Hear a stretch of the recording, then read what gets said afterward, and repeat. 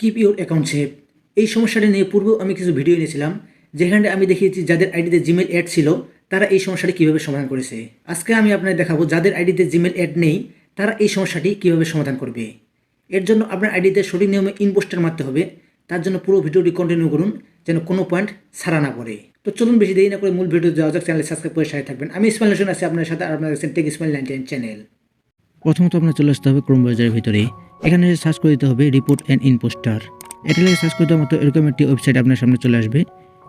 এটার মধ্যে আপনাদের প্রবেশ করতে হবে।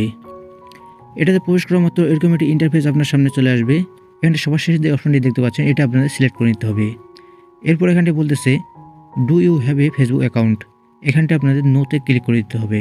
নোতে ক্লিক করার পর এখানটা দেখতে পাচ্ছেন প্রথম যে অপশনটি আছে yes I am the person, এটা আপনাদের এখান থেকে সিলেক্ট করে দিতে হবে। এটা সিলেক্ট করে দেওয়ার মতো এরকম একটি ফর্ম আপনার সামনে ওপেন হবে। এই ফর্মটা আপনাদের পূরণ করে নিতে হবে। এখানে প্রথমত বলতেছে ইউর ফুল নেম। এখানটা আপনি যে আইডিতে ইম্পোস্টার মারতে যাচ্ছেন সেই আইডির নামটা এখানে দিয়ে দিতে হবে। দ্বিতীয়ত বলতেছে ইউর কন্ট্যাক্ট ইমেল অ্যাড্রেস। এখানটা আমি ইমেল অ্যাড্রেসের জন্য ইনস্টা অ্যাডার ব্যবহার করতেছি। যারা এগুলো নিয়ে কাজ করে তারা জানেন ইনস্টা অ্যাডার কি, কেননা প্রতিটা আইডির জন্য তো আর একটা করে জিমেল অ্যাড্রেস খোলা সম্ভব না। এখানে এমন একটা জিমেল অ্যাড্রেস ব্যবহার করবেন যে ইমেল অ্যাড্রেসের সাথে ফেসবুকের কোনো সংযুক্ত নেই, অথবা আপনি নতুন করে একটা জিমেল অ্যাকাউন্ট খুলে নিতে পারেন, সেই জিমেলটা এখানে বসিয়ে দেবেন। এরপর তৃতীয়ত এখানটি বলতেছে full name on the impostor profile. যেই আইডিতে আপনি ইনপোস্টার মারতে যাচ্ছেন সেই আইডির ফুল নামটা এখানে বসিয়ে দিতে হবে। এরপর এখানটা বলতেছে email address or phone number listed on the impostor profile. এখানটা আপনি যেই আইডিতে ইনপোস্টার মারতে যাচ্ছেন সেই আইডির ইমেল অ্যাড্রেস অথবা ফোন নাম্বার বসিয়ে দিতে হবে। এটা অপশনাল, আপনি দিতেও পারেন না দিতেও পারেন, তবে দিলে ভালো হয়। এরপর নিচে লক্ষ্য করলে দিতে পারবেন আপলোড আইডি। এখানে চয়েস ফাইলে ক্লিক করে আপনার ভোটার আইডি কার্ড, পাসপোর্ট অথবা ড্রাইভিং লাইসেন্স এর মধ্যে যে কোনো একটি দিয়ে দিতে হবে। এখানে সাধারণত করা ফেসবুক আইডির সাথে এগুলোর নাম এবং ডেট অফ বার্থের মিল থাকে না। এর জন্য আমি ভিডিও শেষে স্ক্রিনে দিয়ে দেবো কীভাবে একটি নকল ভোটার আইডি কার্ড তৈরি করতে পারবেন।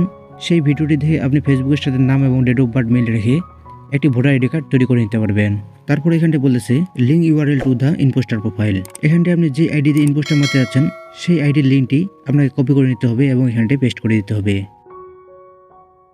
এখান থেকে একটু নিচে চলে আসলে দেখতে পারবেন এডিশনাল ইনফরমেশন। এখানটা একটি ফাঁকা ঘর রয়েছে, এটার জন্য আমি একটা টেক্সট লিখে রাখছি। এই টেক্সটটি আমি ডেসক্রিপশনে দিয়ে দেবো, সেখান থেকে আপনারা কপি করে নিতে পারবেন। এই টেক্সটটি আমি এখান থেকে কপি করে নিয়ে এখানটায় পেস্ট করে দিচ্ছি। এরপর আপনাদের এখান থেকে সেন্ডে ক্লিক করে দিতে হবে। সেন্ডে ক্লিক করার পর এরকম যদি একটি অপশন চলে আসে তাহলে বুঝতে পারবেন যে আপনার ইম্পোস্টার কমপ্লিট হয়ে গেছে। এরপরে পরবর্তী 24 ঘন্টার মধ্যে আপনি কন্ট্যাক্ট ইমেলের জায়গায় যে ইমেলটা দিয়েছেন সেই ইমেলের মধ্যে আপনাকে রিভিউ জানানো হবে যে আপনার ইম্পোস্টারটি অ্যাপ্রুভ হয়েছে কিনা।